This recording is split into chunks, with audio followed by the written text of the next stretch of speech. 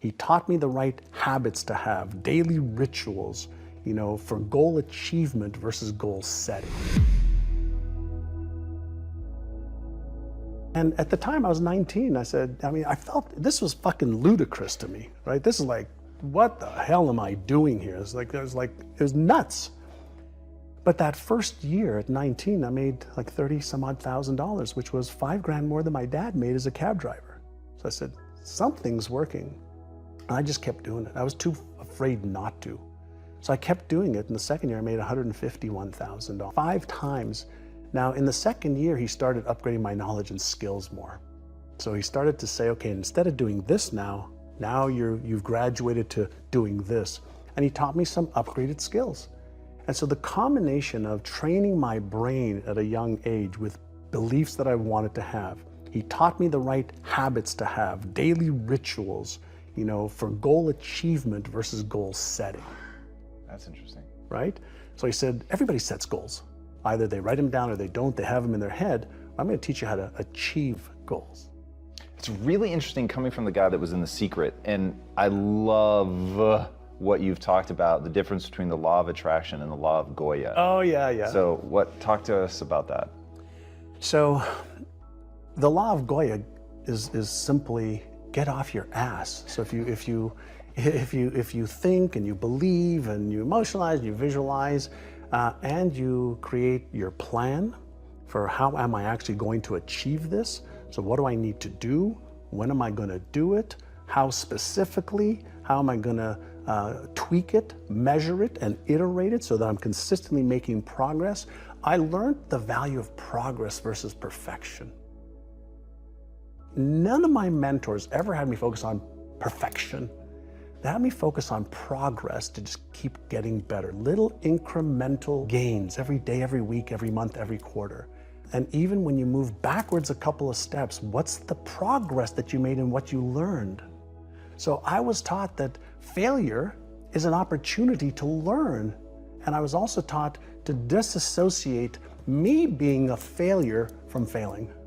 For sure. Right? I want to go back to what you're talking about with beliefs. Yeah. And you said, this is so cool. You were talking about how you wrote down these beliefs and you were reading them over and you were doing what you're told and you're running your finger across it. You're really allowing yourself to feel it, imagine it, and your brain was screaming something at you. My brain was screaming, that's bullshit. That's not true. You're not successful. You're not earning that amount of money. You're not smart. You're not this.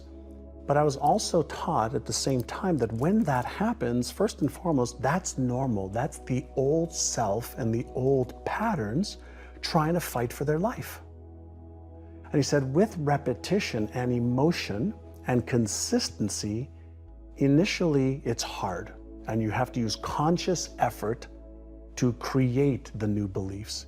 He says, but over 30 days, 60 days, 90 days, 180 days, that new pattern that you're focusing on and paying attention to, your brain basically says, well, I guess you really don't need those old patterns. You keep activating these new ones. Let's just make these ones work and let's make these real. Habit is more important than the intensity at first. So don't worry about the intensity. Right. Develop the habit. So can you take 1 minute a day to focus on how you will achieve a goal? Just 1 minute a day. Can you take 1 minute a day to focus on your health? Yeah. Can you take 1 day to retrain your brain?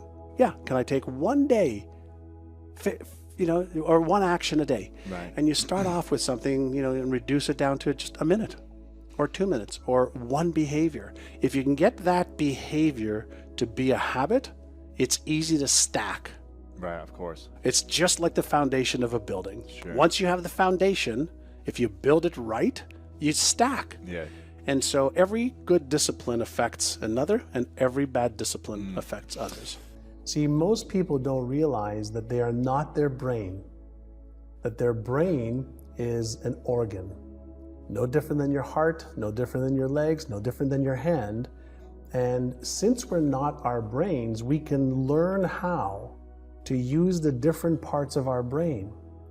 And so I've been doing many, many years of studying on the brain. And if you don't understand the different parts of your brain, that's like having a sports car in your driveway but you don't know how to turn it on, or you don't know how to change the gears, or you don't know how to put on the radio, or you don't know how to turn the heat on. Yes, you have a powerful machine, but you don't use it. Powerful machine, but you don't use it. And most people, not because they're dumb, it's because most people have never been taught how powerful their brains are, and for a simple reason that we haven't really known how powerful it is. We've had ideas, we've thought about it, but for the first time in the history of our species, hundreds of thousands of years on the planet, we're finally, in the last 10, 12 years, able to look a little bit inside the brain. And there's more circuitry in your brain than there is in all the telephones connected in the whole world. There's more circuitry in your brain than there are stars.